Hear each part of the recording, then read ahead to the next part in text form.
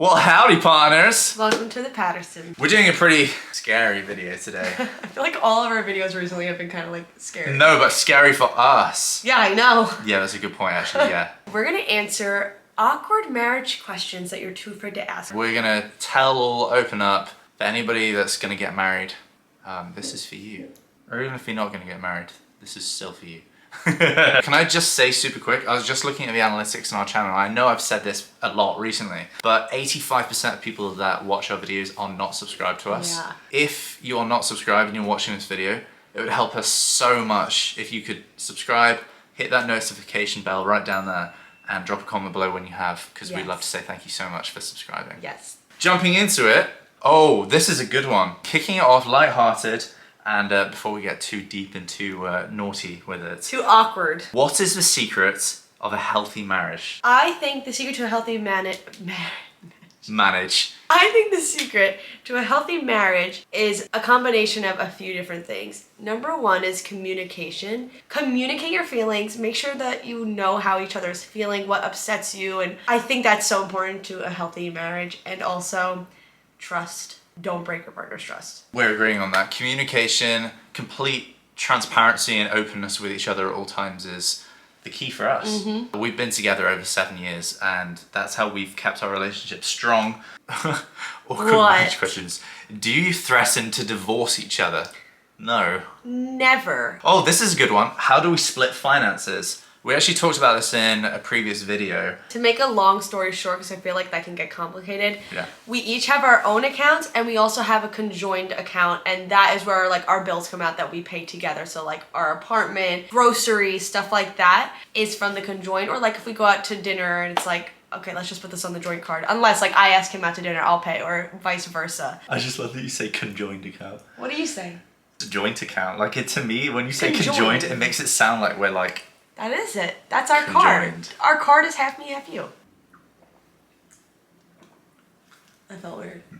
Ooh! You just made me burp. Literally 95% of our questions are about doing the deed. Come on, guys. Like, you so have such naughty minds. However, that does bring us on to our sponsor for today. You may have noticed over the last few weeks or so, we've been using a new duvet cover. Which you can see. Which you can see right behind us here, although it's split now because Monica's been jumping on it. But talking split, that's actually the really cool thing about it. I'm gonna show you. This is our new duvet cover from Hervé Bedding. Thank you, Hervé Bedding, for sponsoring this video. The reason we got this is Monica is always freezing cold at night. Always freezing. And I'm always boiling hot. So when Hervé reached out to us, we thought this was an absolutely perfect situation. So there's two different sides and they're held together with magnets so that you can either sleep separately or you can have a duvet together, or for the third reason, which applies to us most, Monica hogs the duvet and tries to pull it away from me in the middle of the night. Do. So now, wait, Look try hogging the duvet. Oh, what a shame. Like a cocoon in my Hervé What a Bedding. shame. My side of the bed has a very light duvet cover on it because I sleep very hot and I want the lightest duvet possible, whereas Monica... I have a thicker one. Live demo!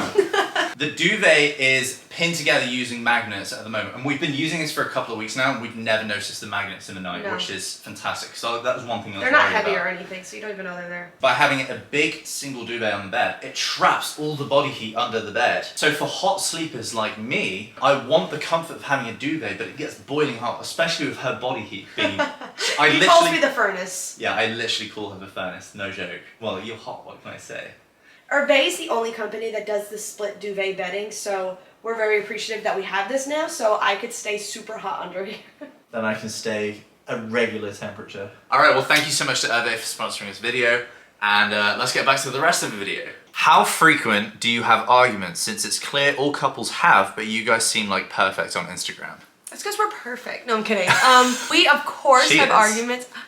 Don't start. You're perfect. We do very rarely have arguments. We had a lot more arguments in the first 2 years of our relationship. Yeah. By us being open and communicating about those issues and talking about what we like and don't like about what each other's habits are and stuff like that, it's really helped to build a solid foundation for where we are at today, and we don't really have those petty arguments anymore. Social media is a place to display the best moments of your life. Yeah. We're filming and creating content every single day, but still, what you see of our life is still only like 3% of our life. Yeah. You know, we live for 24 hours a day and we maybe create content for half an hour to an hour of that. But we do have sad moments and down moments and stuff like that. And if you're interested in seeing more of those, we just actually opened up our Instagram to subscribers. So we have a community of subscribers now on Instagram. They pay $4.99 a month. We donate $1 of that to a charity of everybody's choice. From each subscription, we donate $1. Sounds like we donate $1 every month. We donate $1 a month. From every subscription, we donate $1 of that towards charity, which you guys help us choose as well. We are much more like open on there. Like when we have bad days, we'll share about that on there because, you know, a lot of people, like you were saying, don't want to see all that. They want to see like the cool stuff we're doing and the exciting stuff. Yeah. So we get a lot more personal on the subscribers. There's a bunch of exclusive content. You get early access to stuff. If you want to check it out, then head to our Instagram. The link is in our bio. Does your sex drive decrease immensely after being together for so long? No. I mean, it may depend on the people. Like, if you've been together 50 years and you're 70 years old, then I would understand maybe. it. How can you say to your partner that you want a baby without saying? I think the best thing to do is just to be open upfront and have that conversation. I was gonna say exactly the same thing. And then you could also see their timeline, like how, you know, what he's thinking and stuff. Your partner may be feeling exactly the same. They don't know how to bring it up. It might end like really well. Yeah. Going to the toilet in front of the other person. I'm guessing the question is like, do we do it? I do. Monica, not so much. Monica puts the tap on. I put the sink on because I think the sound of pee is so ugly. So like, I don't want you to hear me pee. You know what? I don't mind when you see me sitting, but I don't like when you like hear it. I don't think that's a marriage thing. I think just when we got comfortable enough with each other, I would guess probably around like a couple of years or so, we started just naturally. I feel like you were doing it the first day I met you. Are you probably kidding? was, yeah, I probably was. Who is the intimacy initiator most often? I feel like probably you, right? Yeah, I'd say probably me. Because I get too scared of rejection, so I never ever ask. Because I'm scared that one day you're just gonna be like, no. So I would say probably you because I prefer when you make the move. I hate that you've got that fear of rejection still. I know, We've been together for 7 years. Isn't that sad? It's from her past, it's not from me, by the way. No, Sam's never gave me a reason to feel like that. I don't know. We're getting over it slowly. I just don't like I don't know. What? I just noticed you're wearing my t-shirt. And it's the same t-shirt that I'm wearing in a different colour. Every time I've been rubbing your back, I'm like, wow, it's such a comfy t-shirt. And I was like, wait, that's mine. Thank you.